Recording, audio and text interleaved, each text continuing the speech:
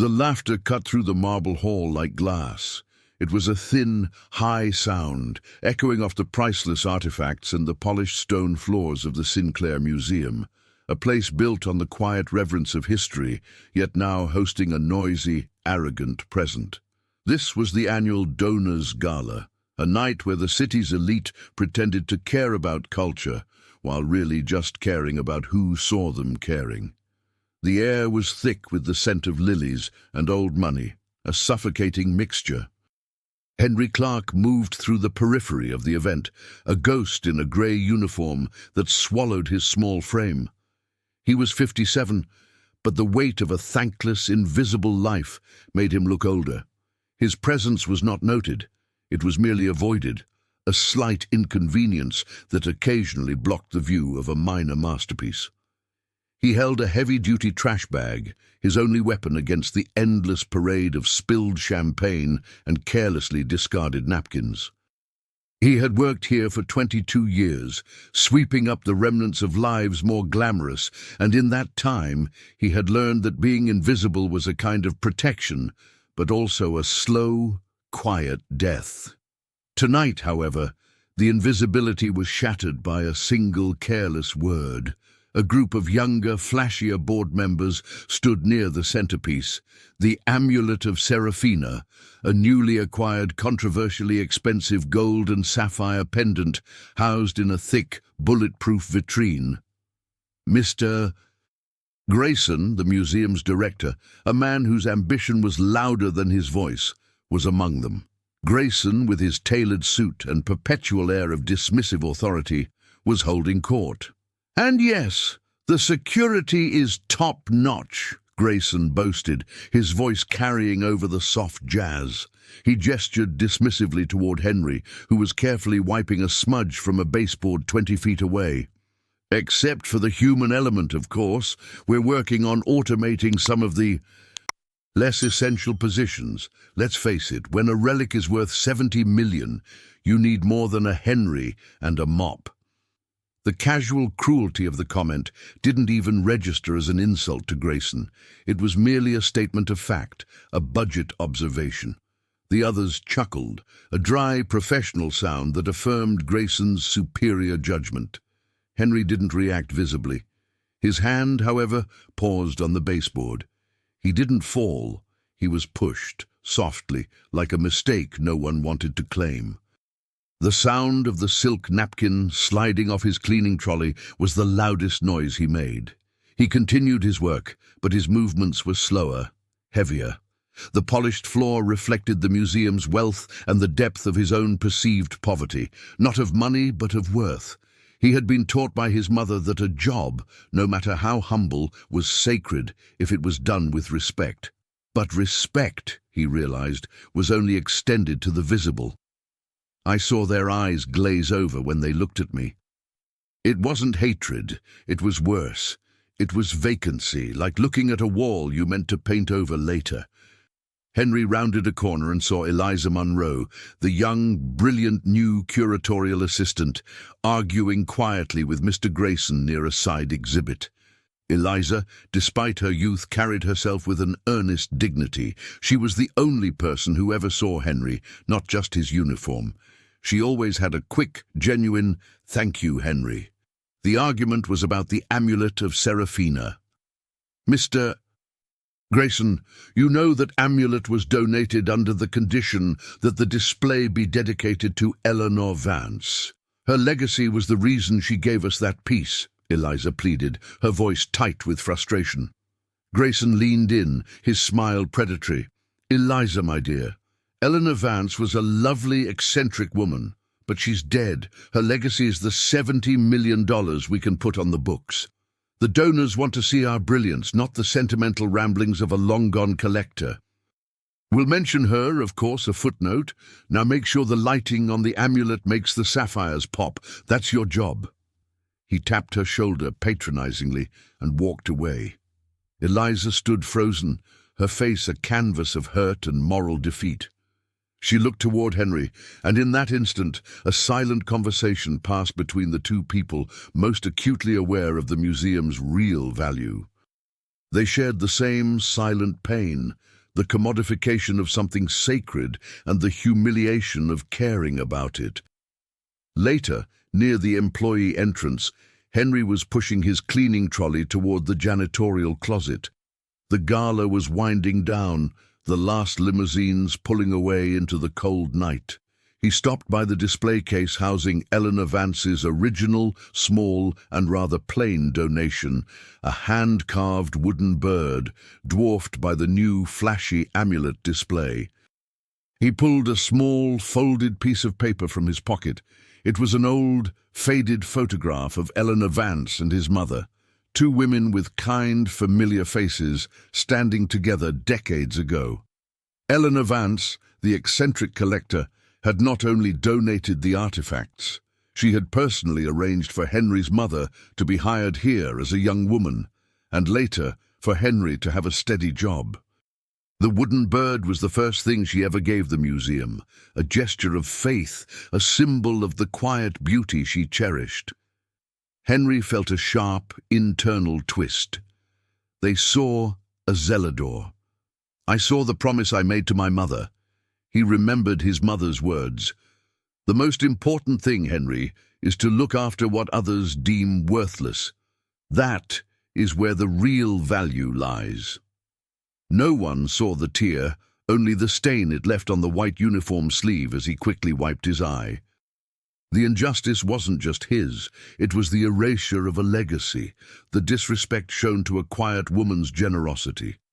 He looked back at the amulet of Seraphina, gleaming under the harsh spotlights, and then at the wooden bird almost in shadow. The amulet was protected by glass and steel. But the legacy, the memory of Eleanor Vance, was not. It was only protected by the invisible man in the grey uniform. A sudden, sharp sound, not the party jazz but a metallic click from a distant service entrance, cut through the museum's eerie post-gala silence. It was a sound that didn't belong. Henry froze, his hand still on the cleaning trolley. He didn't know what it was, but instinct born of years patrolling the silent halls screamed wrong. He looked around the empty grand hall. The lights were too bright, the shadows too long. What would happen to her legacy if he did nothing? The metallic click was instantly dismissed by Henry as a settling pipe or a stray breeze, but the tension remained coiled in his gut. The museum was now officially closed, sealed tight, like a magnificent silent tomb. Only Henry and the state-of-the-art surveillance system remained awake. His official duties for the next 8 hours involved patrolling, checking locks, and most importantly, not bothering the director. He moved into the expansive, recently remodeled administrative wing, an area defined by sleek modernity and a palpable sense of corporate detachment. This was Mr. Greyson's domain, where decisions about millions were made, and where people like Henry were simply line items on the expense report. Henry was meticulously organizing a stack of cleaning rags when Greyson reappeared. The director hadn't left after the gala. He was in a private video conference in his office, talking loudly on his expensive phone, completely unaware that his voice was echoing through the polished floors. Greyson was pacing aggressively. "Yes, the amulet is secured. And no, Mr. Chen, I cannot meet your valuation yet. The press coverage has been sensational. We are holding strong at 75 million, at least for the first quarter," Greyson declared, his voice hard and calculating. He was clearly speaking to a potential buyer or a financial backer, turning the museum's priceless object into a speculative commodity. Henry tried to slip past the office door, minimizing his profile, but Greyson, catching the slight movement, paused his call with a dramatic sigh. He waved Henry in with an imperious gesture, holding the phone away from his mouth. "Clark, a word. Actually, no. Just a demonstration." Greyson's face was a mask of artificial patience. He spoke into the phone. "Forgive me, Mr. Chen. A minor, unavoidable distraction. This is Henry, our custodial engineer." He placed the phone on speaker and set it on the desk. Henry stood awkwardly, feeling the unseen, judging presence of Mr. Chen, listening from across the world. "Henry, tell Mr. Chen what you do here, briefly, and use technical terms. Impress him," Greyson commanded, a cold amusement dancing in his eyes. Henry felt the heat rising in his neck. He wasn't trained for this kind of humiliating theater. He could feel the judgment of the invisible man on the phone, the audible sigh of impatience from Mr. Greyson. "They thought I was weak. They saw a mop and a bucket. They didn't see the commitment. I maintain the optimal environmental conditions for the longevity of the artifacts, sir," Henry stammered, his voice tight. "This involves particulate matter removal, humidity control surveillance in the older wings, and preventative maintenance of the flooring and display surfaces." He tried to sound professional, reaching for the training manual terms he'd read decades ago. Greyson didn't even wait for a response from Mr. Chen. He burst into a short, sharp laugh, the same brittle sound that echoed in the marble hall. It was a laughter that cut not just through the air, but through Henry's very self-respect. "See, Mr. Chen, technical jargon for I sweep floors and wipe dust. Now, Henry, tell the man about the amulet of Seraphina. Tell him why it's 75 million. Henry swallowed. "The amulet, it represents the devotion of Eleanor Vance to the study of ancient light refraction, sir. It was a gift to honor her late husband's dream of public education." Greyson snatched up the phone, his patience evaporating. "Thank you, Henry. That will be all. You've done enough. Mr. Chen, please ignore that sentimental drivel. It's worth the price because it's rare, flawless, and we have a bidding war brewing. Now let's talk numbers, not feelings." He dismissed Henry with a flick of his wrist, turning his back instantly to resume the high-stakes conversation. Henry left the office, his ears ringing.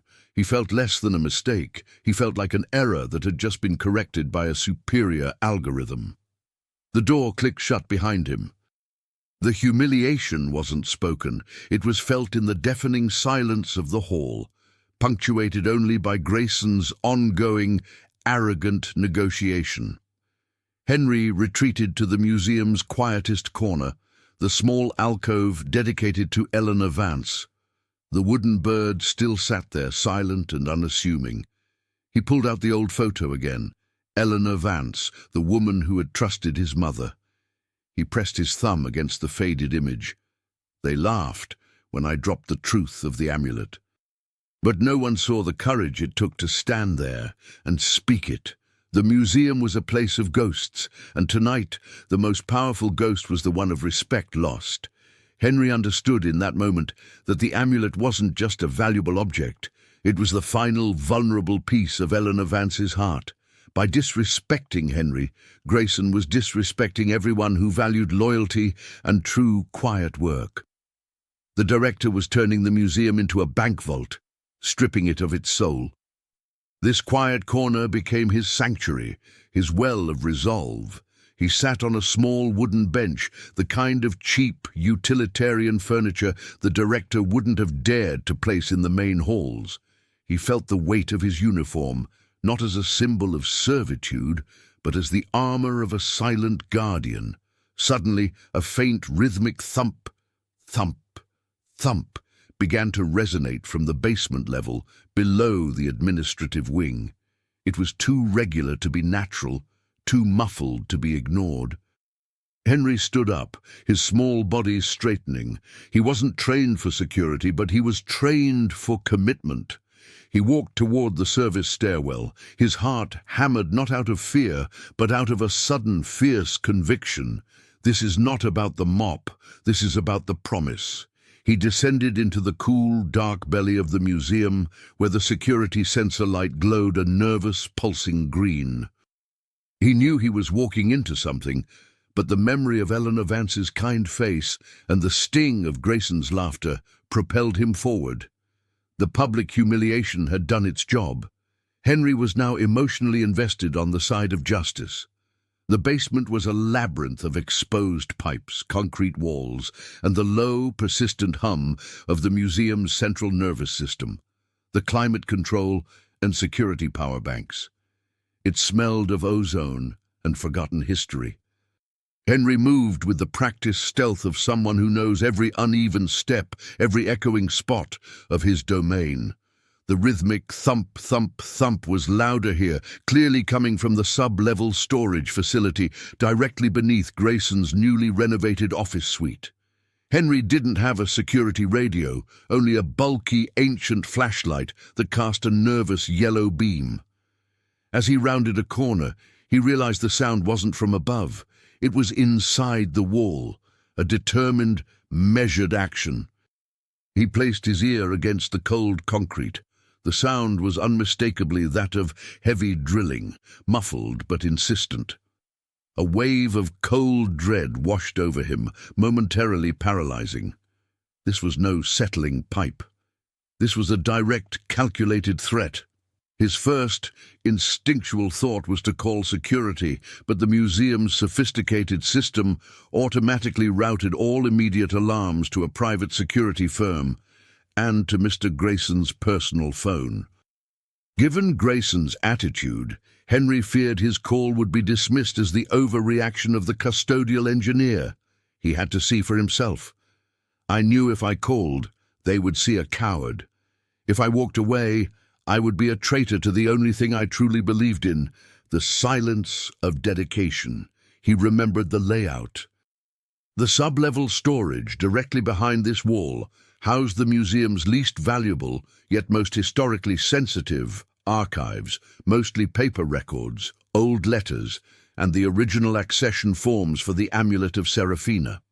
It was a secondary entrance point, deliberately chosen because it was outside the main perimeter laser grid. Henry knelt down, shining his weak light on the floor. He noticed a small, almost invisible detail, a scattering of fine grey dust on the concrete floor, freshly fallen from a minute crack where the wall met the ground. He recognized the color. It was the specific sealant used in the wall paneling of Greyson's remodeled wing. The drilling was coming through from the archive side, targeting the area right near the director's main safe, which was cleverly hidden behind a bookshelf in the office above. He reached into his uniform pocket and pulled out the small, worn item he always carried, an antique, sterling silver key. It was the key to the Eleanor Vance display case, not the $1,000,000 amulets case, but the simple, unalarming case, holding the wooden bird and the accompanying documents. Eleanor Vance had given the key to his mother decades ago, saying, "Keep this, Clara. Some things are opened not with codes, but with trust." Henry's mother had passed it to him as her final, tangible legacy. The key was his symbol. It was proof that he had an intimate connection to the museum's origins, a link that Greyson and his board, with all their millions, could never possess. It represented the quiet promise he had made. The key wasn't for a treasure, it was for a memory. They called the amulet the treasure. But the true treasure was the silence that surrounded the wooden bird, the respect I gave to a simple act of generosity.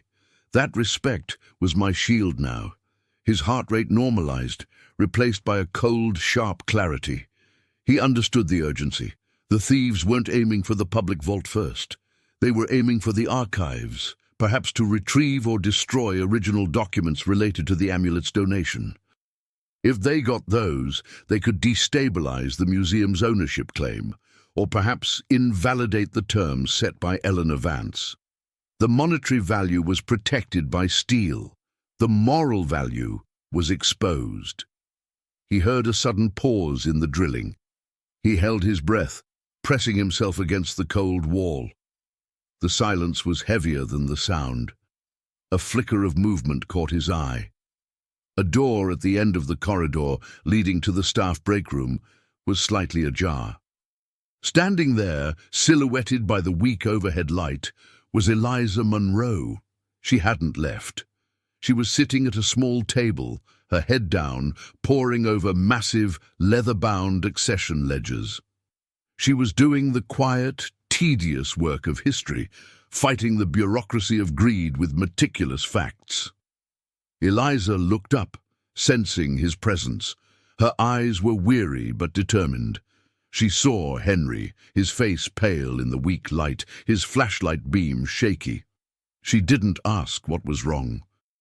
She just looked at him, and in that sustained glance she saw not the janitor but the worry, the fear, and the unshakable loyalty. She saw the tear I wiped earlier, not the uniform. Henry pointed a shaking finger toward the wall and the spot of grey dust. He didn't need to speak. Eliza's eyes widened immediately, the curator's instinct for disaster snapping her awake. She knew exactly what that location meant: proximity to the main archive and the structural vulnerability. She quietly pushed her chair back, the scrape of the wood loud in the silence. She mouthed 2 words to him. "Greyson's office?" Henry nodded once, sharply. The shared recognition of the threat, the instant wordless alliance between the invisible janitor and the marginalized curator, was a powerful, silent affirmation. The humiliation of the evening, the disrespect they both endured, had forged a bond of resistance. They were the only 2 left who cared about the museum's soul. Eliza pointed to the heavy ledgers on the table, then to Henry, and then back to the service stairwell. A silent instruction: "I will find the documents. You go and check the access." Henry understood. He turned, gripping his flashlight and the little silver key tightly. He was no longer just the caretaker of floors. He was the keeper of the museum's moral integrity. He would react, but they still didn't know how. Henry ascended the service stairs quickly, his breathing shallow and loud in the confined space. Each step was a battle against his own innate tendency toward invisibility and deference. For decades, his role had been to maintain order, not challenge disorder. He was a follower of instructions, a ghost. Now he was moving with purpose, fueled by a rage that felt unfamiliar, yet righteous. He reached the landing just outside the director's administrative wing.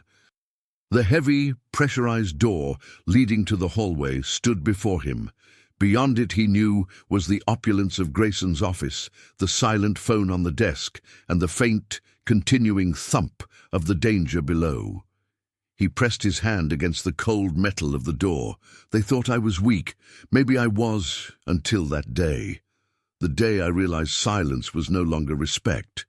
It was complicity. A rush of memories flooded his mind.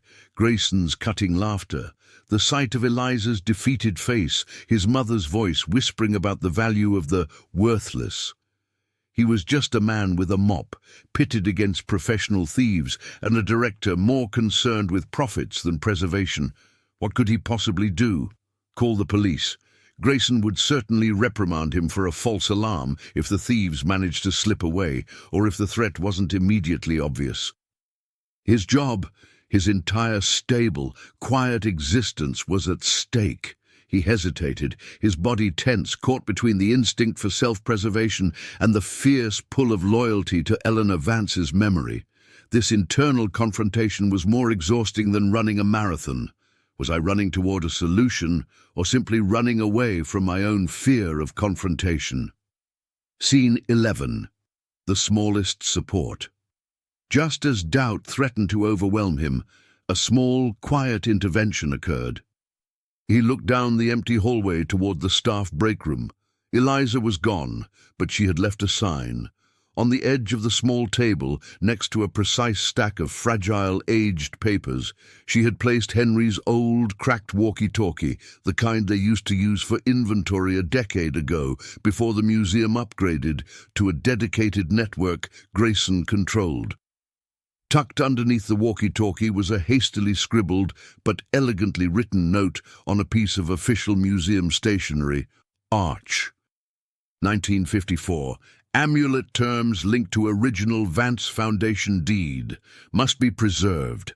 I'm finding the key to the main power hub. Delay them. E. The note wasn't just information, it was an act of profound trust.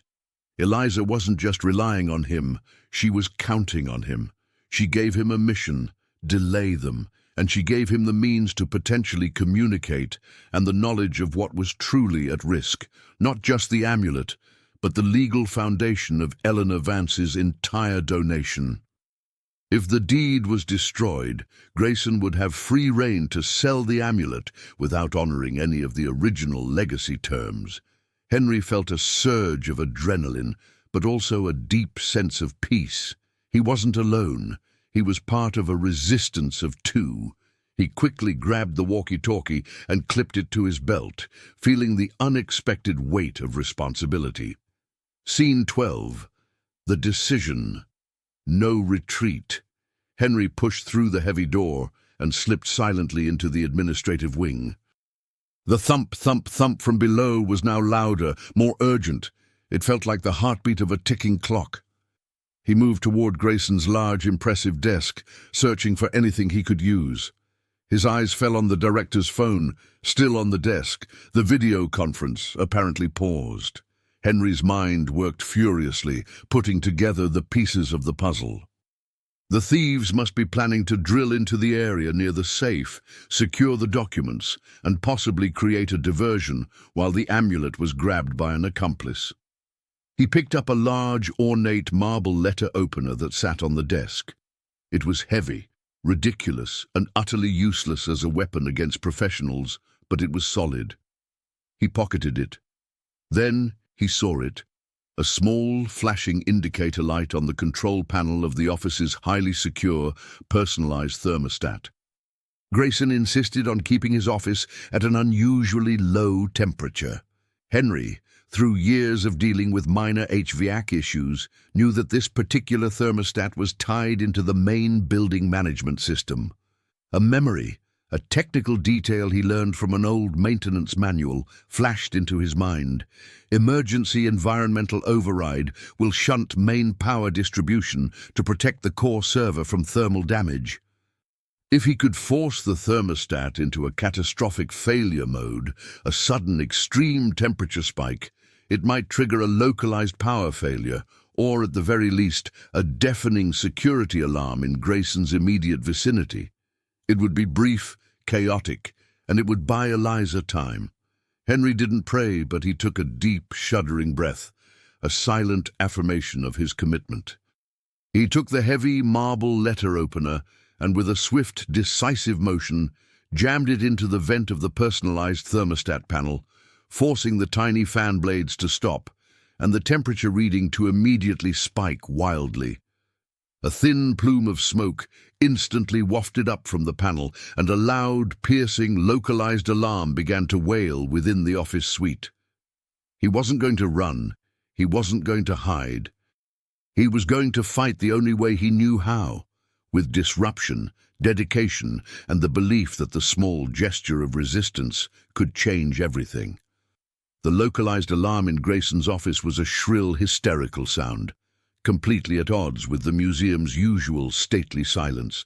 It was loud enough to be heard clearly in the depths of the basement, a definite, powerful interruption to the thieves' muffled drilling.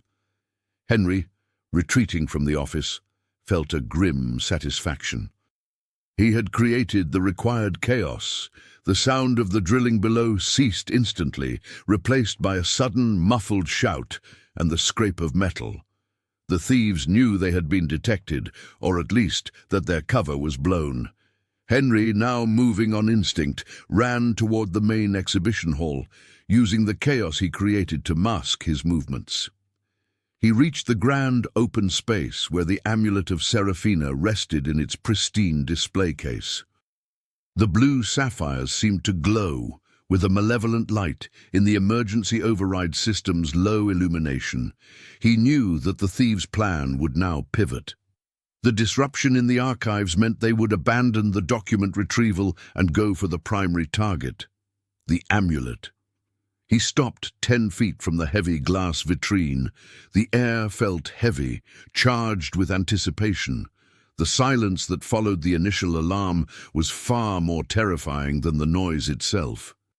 He listened, straining to hear any movement from the administrative wing or the service stairs. I realized who I really was. Not a hero with a cape, but a small shield made of loyalty. Every muscle in my body was screaming to hide, but the memory of that simple, scorned wooden bird, the true heart of the museum, held me rooted in place. Henry gripped the antiquated walkie-talkie. It crackled with static. "Eliza, are you there?" They stopped. "They're coming for the amulet." A moment of agonizing silence passed before Eliza's voice, tight with focus, cut through the static. "I found it, Henry. The access points are restricted. Greyson installed a new system. It's too complex. I need more time. Delay them. Tell me what you see." Her voice, despite the fear, was a lifeline, a confirmation that the curator was fighting alongside the custodian. Scene 14, the entrance of the shadow. As if on cue, a shadow detached itself from the gloom of the administrative archway. It was a tall, lean figure, dressed in dark tactical clothing, moving with professional speed and chilling efficiency. The figure carried a compact, specialized tool bag. This wasn't a panicked amateur. This was a professional operative, a reflection of the $75 million value they sought. The thief, seeing the empty hall, paused near the amulet case. Their eyes immediately swept the area, searching for the source of the alarm.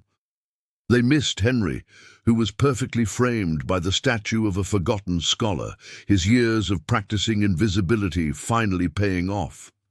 The thief reached the display, pulling out a small, high-tech device, a focused laser cutter, its tip emitting a tiny, intensely blue light. The light was aimed precisely at the seal between the glass panels. Suddenly, Henry acted. He didn't rush out. Instead, he reached into his cleaning trolley and grabbed the nearest, most useless item, a small, empty tin bucket used for storing abrasive cleaning powder. With a burst of defiant energy, he threw the tin bucket against a marble column 20 feet away from the thief. The sound was shockingly loud, metallic and clumsy, echoing throughout the grand hall. The thief spun around instantly, startled, dropping the laser cutter to the floor. The beam bounced once, harmlessly on the thick carpet, before going dark. "Who's there?" The thief's voice was low, harsh, and heavily distorted by a voice modulator. Henry stayed hidden, his heart pounding a frantic rhythm against his ribs. "I am not a threat. I am a nuisance. I am the sand in the gears." "You should leave," Henry's voice came out, slightly shaky, projected from behind the sculpture. "This museum is protected." The thief sneered, retrieving the cutter. "Protected by a janitor? Don't be a fool, old man. You've just bought yourself a very painful night." The confrontation was interrupted by an unexpected, powerful sound. The museum's main public address system crackled to life. "Attention! This is the director speaking. I have been alerted to an unauthorized intrusion." It was Mr. Greyson. He had finally left his office, roused by the sustained local alarm and the cessation of the drilling below. He sounded panicked, his voice thin with terror and greed, not concerned for the artifacts. He rushed into the hall, a ludicrous, unarmed figure in his bespoke suit, clutching his expensive cell phone. He spotted the dark figure near the amulet and froze, his face turning pale and slick with sweat. "Stop right there," Greyson yelled, sounding more like a victim than an authority figure. "The police are en route. The alarms are live." The thief ignored Greyson, refocusing on the amulet case, but the crucial distraction had been created. Henry seized the opportunity. He moved out from behind the statue, exposing himself to both the thief and Greyson.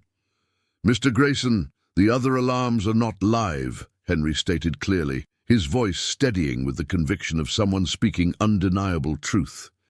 "The power shunt initiated due to the thermal overload in your office has created a localized network failure. The perimeter sensors are offline, but the physical locks are still engaged. You must activate the manual lock override immediately." Greyson stared at Henry, momentarily speechless, his fear replaced by furious disbelief. "You? What the devil did you do to my office clerk, and how dare you tell me what to do?" The thief, realizing Henry was the source of the technical disruption, moved menacingly toward the older man. "Shut him up!" The thief lunged toward Henry, who braced himself. But before the thief could reach him, the antique silver walkie-talkie Eliza had provided suddenly roared to life with an ear-splitting blast of static, followed by a sudden, intense recording. It wasn't Eliza. It was Greyson's own voice, loud and clear, captured by the walkie-talkie's high-gain microphone when Henry was near his desk. "Yes, the amulet is secured. And no, Mr. Chen, I cannot meet your valuation yet. The press coverage has been sensational. We are holding strong at 75 million, at least for the first quarter." The recording of Greyson's arrogant boast, his negotiation to sell the amulet prematurely, echoed through the grand, silent hall. The truth, stripped bare of all polite lies, was exposed. Greyson wasn't protecting the museum, he was protecting his asset. The thief stopped dead in their tracks, momentarily stunned by the audio revelation. The mention of Mr. Chen and the 75 million valuation was a clear indicator. This theft wasn't just about money, it was about market control, possibly ordered by a rival collector or consortium. Greyson's face contorted in a mixture of fear and pure rage at Henry. "You recorded me?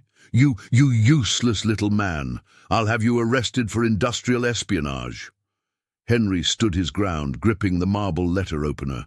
His eyes, usually averted, met Greyson's with an unwavering clarity. "You told the world I was less than a mop, Mr. Greyson, but I listened, I learned, and I protected the true value of this museum. The amulet is safe for now, but your secret is not." The thief, recovering quickly, made a crucial, deciding move. The exposure of Greyson's greed confirmed the high stakes. They ignored the director and ran straight for Henry, the man who held the key to both the technical and moral vulnerability of the operation. The entire boardroom froze, not by a sentence, but by the exposed truth. The silent, invisible man had finally shown them who he really was. The thief, a blur of dark efficiency, closed the distance between them. Henry didn't possess the strength or the skill to fight, but he had something more potent, the element of surprise and a lifetime of knowing how to use his environment. As the thief launched a grab toward him, Henry didn't attempt to block. Instead, he executed a move he'd practiced only in his mind for years, a swift, precise kick that sent the nearby heavy bronze waste receptacle tumbling onto the thief's path. The noise of the clattering metal was amplified tenfold in the marble hall. The thief stumbled, the momentary loss of balance enough for Henry to bolt toward the central maintenance junction box, a large grey cabinet discreetly built into the wall. He remembered Eliza's note. "I'm finding the key to the main power hub." He had to reach the junction first. Greyson, meanwhile, was paralyzed, his mind reeling from the recorded revelation. His negotiation, his entire facade of integrity, was now echoing through the museum. He didn't care about the amulet. He cared about the exposed truth. "Stop him, you idiot! Stop the thief!" Greyson shrieked, gesturing wildly at Henry. He believed Henry, in his sudden burst of activity, was either a confederate or an unpredictable liability. "I am delaying them, Mr. Greyson," Henry shot back without looking as he reached the metal cabinet. He didn't have Eliza's key for the main hub, but he had his own silver key, the key to the modest Eleanor Vance display. Driven by desperation, he jammed the antique silver key into the complex lock of the junction box. It was a lock that was 10 times more sophisticated than the key, but the sheer force of his furious desperation, and perhaps the divine luck of the old key's specific metallurgy, caused the delicate tumblers inside to shear and seize, effectively locking the box shut rather than opening it. The red indicator light on the box turned to an angry, pulsing orange. The thief, recovering from the fall, saw the maintenance box and instantly understood Henry's intent. The janitor was attempting to disrupt the power supply further. "Smart move, old man, but not smart enough," the thief snarled, raising a small pressurized canister, a burst of blinding gas designed to incapacitate. Before the thief could spray the gas, a door burst open near the administrative wing and Eliza Monroe appeared. She wasn't holding a weapon. She was holding a stack of incredibly fragile yellowed papers, the original accession deeds. She was framed by the cold metallic gleam of the hall, her young face pale but set with an almost spiritual conviction. "The police are here!" Eliza yelled, a calculated lie that hung in the air. "The main doors are sealed, and I have the deed. You can't touch the amulet without proving the transfer of title." The thief hesitated for a crucial second, their objective split between Henry, who was still wrestling with the jammed junction box, and Eliza, who held the essential documentation. The thief focused on Eliza and the documents, the true vulnerability. If the deed is destroyed, the amulet is valueless to anyone trying to legitimately fence it. The thief lunged toward Eliza. Greyson, witnessing the focus shifting away from the amulet and onto the curator, finally broke his paralysis. He saw the genuine, priceless value of the original deed in Eliza's hands. "No, not the 1954 deed. Stop!" Greyson screamed, running forward clumsily, trying to insert himself between the thief and the documents, not out of heroism, but out of the sudden, terrified realization that his entire position, his authority, rested on the authenticity of those papers. This was the perfect inversion of roles. The janitor had created the technical chaos, the curator held the legal integrity, and the director, who had dismissed both, was now reduced to a frantic, cowardly shield for the paperwork. The thief slammed into Greyson, sending the director sprawling against a low pedestal, knocking the wind out of him. The thief reached out, grabbing Eliza's arm, trying to tear the documents from her grasp. Henry, seeing Eliza in danger, abandoned the junction box. He remembered the marble letter opener in his pocket. He pulled out the heavy object, not as a weapon, but as a dense, clumsy projectile. He threw it, not at the thief, but at the amulet's display vitrine. The marble struck the thick, bulletproof glass with a deafening crack. The glass didn't break, but the force of the impact triggered the final loudest failsafe, a high-pitched, localized sonic alarm that instantly deafened anyone within 10 feet. The sound was designed to disorient, not to warn. The thief instantly released Eliza, clutching their ears and stumbling back, hissing through the voice modulator. The noise was unbearable, vibrating through the bones. Eliza, dazed but holding the documents tight, stumbled back toward the safety of the dark corners. The thief, disoriented and knowing the real external alarms would soon follow, made a tactical choice: retreat. They glanced one last time at the amulet, now bathed in the hysterical, flashing light of the sonic alarm. The professional knew when a target was compromised. They vanished back into the shadows of the administrative wing, their mission a failure. The immediate silence that followed the cessation of the sonic alarm was a physical weight, a vacuum of sound that left ears ringing and nerves frayed. Greyson lay gasping on the floor, rubbing his head, staring at the small, insignificant janitor who had just caused thousands of dollars in property damage and single-handedly thwarted a multi-million-dollar heist. Henry slowly lowered his arms. His breath came in ragged, painful gasps. The same room that witnessed his humiliation now waited for his words. His face was streaked with sweat and a faint smudge of grey dust from the wall, making him look like a soldier emerging from smoke.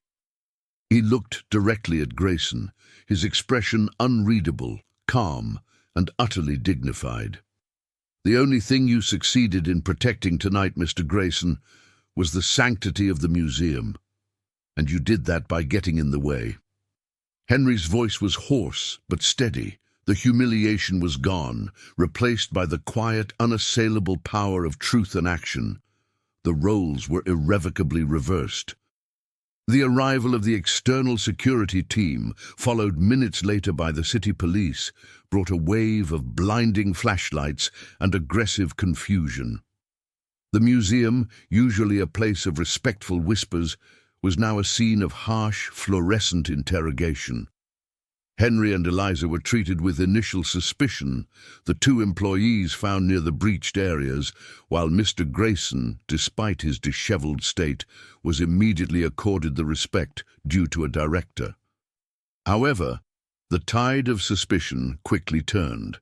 Eliza, with quiet professionalism, presented the original 1954 accession deed to the lead investigator, detailing how the thieves had specifically targeted the archives beneath Greyson's office to destroy the proof of the Eleanor Vance Foundation's unique stipulations. She also pointed to the massive dent in the specialized thermostat panel in the director's office, subtly attributing the failure of the heist to the system disruption caused by the damage. Then came the cold, undeniable evidence. The walkie-talkie was presented to the police with the audio recording of Greyson's negotiations with Mr. Chen, detailing the valuation and his plan to potentially sell the amulet against the Foundation's ethical constraints. The words, clear and calculating, stripped Greyson bare. Greyson, backed into a corner, could only offer weak, stammering denials, insisting the audio was out of context and that Henry had sabotaged the security system. But the sight of Henry, standing calmly by, his uniform torn but his dignity intact, spoke volumes. Henry didn't need to argue. He simply needed to exist as the undeniable truth. They laughed at me once. Now, they thanked me in silence. I did not seek revenge. The truth itself was the vengeance. Henry looked at Greyson. The director, usually so imposing, was a defeated, sweating mess. His tailored suit looked like a costume, and his authority had evaporated under the glare of the police flashlights. Henry felt a profound sense of sadness for him, not victory.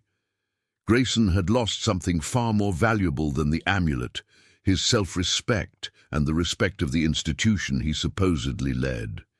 The lead police investigator, a weary woman named Detective Davies, finished listening to the recording and looked at Henry.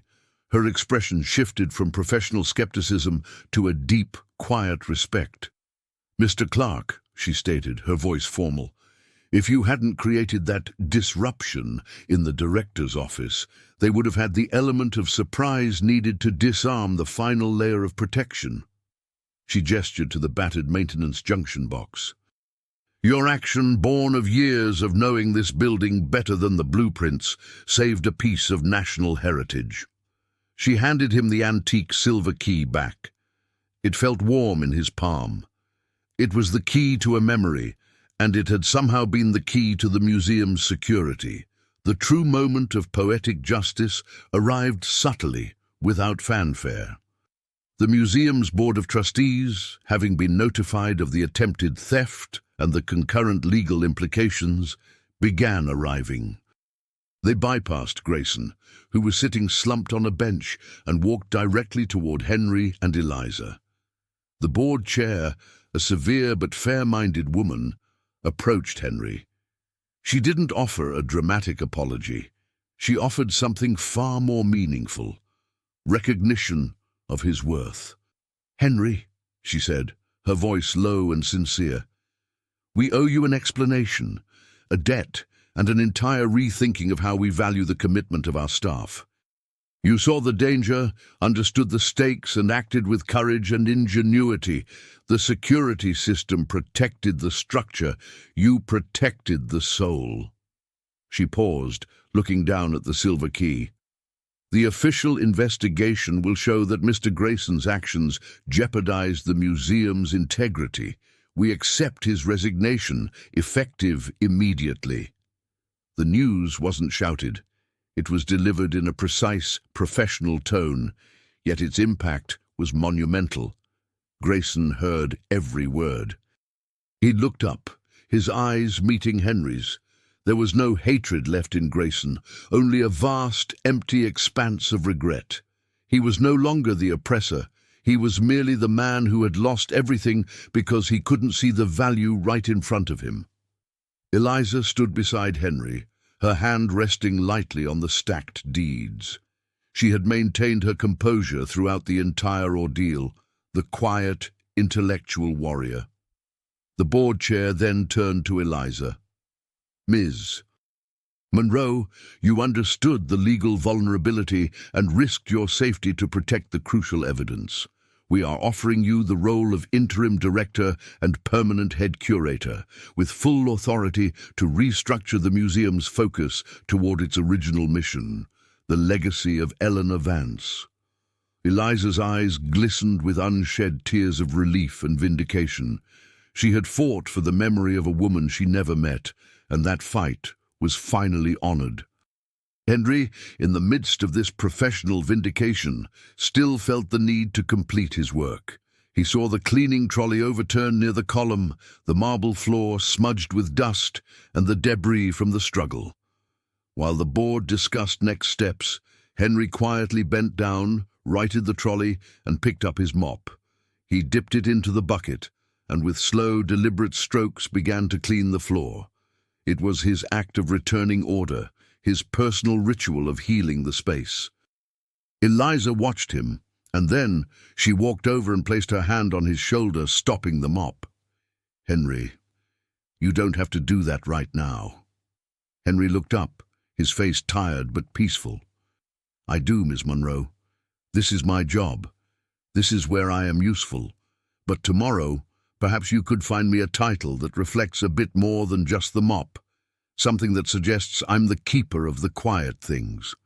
She smiled, a genuine, luminous smile. I think I have the perfect title, Henry. Custodian of Heritage. They laughed at her once. Now they thank her in silence. The justice came not through punishment, but through the elevation of the quiet truth. The chaos of the night slowly gave way to the pale, hesitant light of dawn, filtering through the museum's arched upper windows. The police and security teams had finished their primary reports and departed, leaving behind a solemn, tired silence.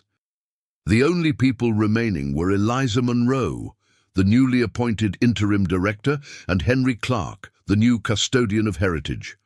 Henry finished wiping the last smudge of dust from the marble column near the amulet display. The silver and sapphire pendant still gleamed, but now it felt different. Less like a commodity and more like a saved memory. He took the silver key, his symbol, and used it to unlock the case holding the wooden bird, the small, simple gift of Eleanor Vance.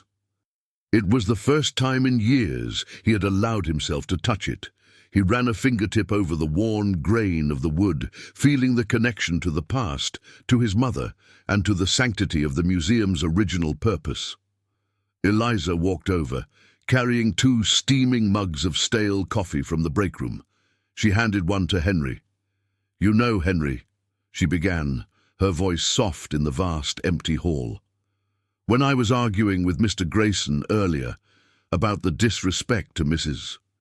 Vance's legacy, I felt completely defeated, like I was fighting an ocean of greed with a teacup of ideals. Henry took a slow sip of the bitter coffee, the warmth comforting in the cold morning air. An ocean, Miss Monroe, is always made up of individual drops, and an ideal held firmly is heavier than any gold. I had spent my life invisible, but the dawn showed me that the true weight of a person is measured not by how much space they occupy, but by the depth of the commitment they hold. They stood together in silence, 2 unlikely allies sharing the quiet victory. The morning light transformed the museum. It washed away the shadows of the night's fear and the lingering taint of Greyson's arrogance. The light didn't glorify the amulet. It highlighted the honest grain of the wooden bird and the dedicated faces of the 2 people who truly saved the institution. Eliza revealed her plan. She was immediately restructuring the amulet display. The magnificent pendant would be moved to share the case with the wooden bird, and the dedication would be rewritten in its entirety to focus on Eleanor Vance's foundation and her belief in shared heritage, not the jewel's market price. "And, Henry," Eliza added, her eyes serious, "I need you on the main security review board, not as a janitor, but as the only person who knows how this building truly breathes, where the hidden weaknesses are, and where the moral strength lies." Henry nodded, accepting the immense responsibility. He had never sought power, only respect for the things he cared for. He then asked a question that had been haunting him all night. "What happened to Mr. Greyson?" Eliza sighed. "He's gone. His career is over. He lost everything that mattered to him because he couldn't see the value in anything that wasn't shiny. He had to learn the lesson the hard way." "It's a painful lesson," Henry murmured, looking toward the distant corner where Greyson had slumped on the bench hours before. They thought they could sell the museum's past, but a past truly respected is stronger than any present greed. Eliza approached the amulet case and carefully opened the section that Henry had triggered the night before. She didn't look at the sapphires. She looked at Henry. "He taught me something tonight, Henry. That true strength isn't about the tools you carry, but the reasons you fight. You had a mop, a silver key, and a sense of sacred duty. That was enough." A maintenance technician arrived, a young man who had often overlooked Henry in the break room. He stopped short, seeing Henry standing next to the interim director, holding the original deed and the coffee mug. The technician was there to start cleaning up the debris from the struggle. Henry, seeing the young man's confusion, gave a small, genuine smile. Instead of letting the technician handle the mess alone, Henry simply gestured to the trolley, and together, silently, they began to clear the last of the scattered debris. It was a subtle, symbolic gesture of reconciliation and inclusion, the new custodian of heritage working alongside a junior staff member, affirming that no job was beneath them. This wasn't a triumphant cheer or a massive celebration. It was a quiet, human act of reconciliation, the foundation of true leadership built on shared, humble work. The young technician caught Henry's eye, and in that exchange, there was a flash of understanding and respect that Greyson had never earned in 20 years. Some people shine only when the light goes out, and that's when we finally see them. Henry looked at the museum's grand main entrance. The heavy bronze doors were open, letting the full morning sun stream into the hall. The light was golden, promising a new day and a restored purpose for the silent, majestic building. Eliza stood at the threshold of the open door, watching the sun rise fully over the city skyline, a perfect, powerful image of hope and new beginnings. Henry joined her, standing beside her, no longer a shadow, but a visible, respected partner in the museum's revival. He took a final, deep breath of the morning air, pulling the scent of fresh promise into his lungs. He was tired, but the weight of his years of invisibility had finally lifted. He had defended the museum, not with force, but with the quiet power of fidelity. His final reflection, delivered as the camera focuses on the warm, morning light filling the hall, and finally resting on the small wooden bird now displayed with honor. "They called me useless." They saw an expense, a ghost, a remnant of the past they wished to automate away. But the true value of any institution, of any person, is found not in the price of their assets, but in the strength of their commitment. The night proved my worth, not by the grand things I did, but by the small, necessary things I refused to abandon. I didn't wear a uniform of recognition. I wore a coat of respect. And in the end, that was the only armor I needed. The final image is the golden light illuminating the amulet and the wooden bird side by side, finally sharing the same respectful spotlight.